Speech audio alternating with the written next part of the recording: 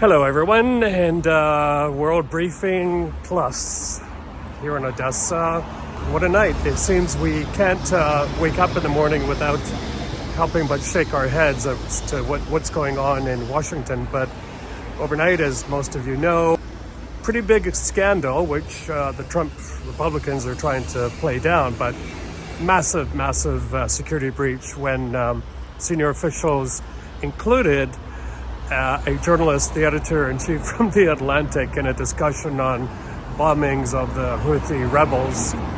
And this was, I believe, around 2 hours before the bombings actually happened. Thank goodness he's a responsible journalist and didn't leak it.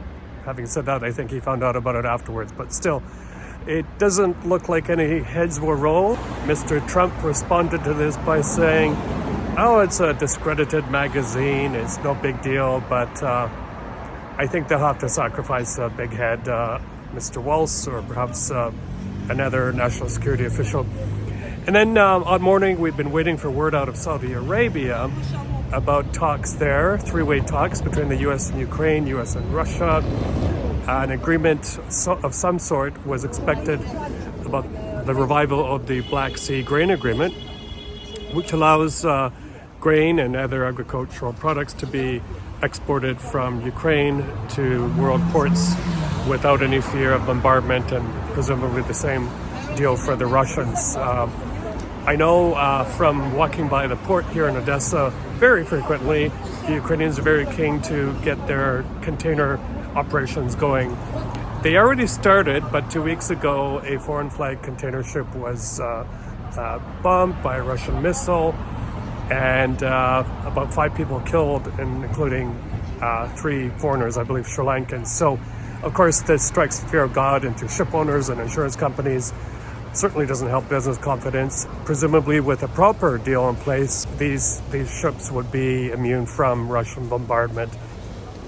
You can't see it, but the tentacles from the port spread all throughout this port city, educational institutions, certification, cargo operations, you name it.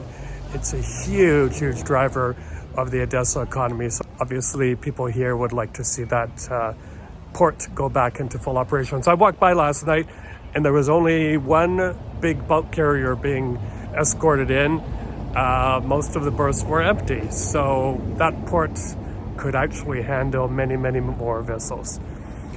Well, that's about it for now. I will keep you posted, and as always, thank you so much for reading my World Briefing, subscribing. If you want extra content, of course, you can always be a paid subscriber, but I'll always be providing as much as I can to anybody, because it's so important right now to keep people informed. Thank you.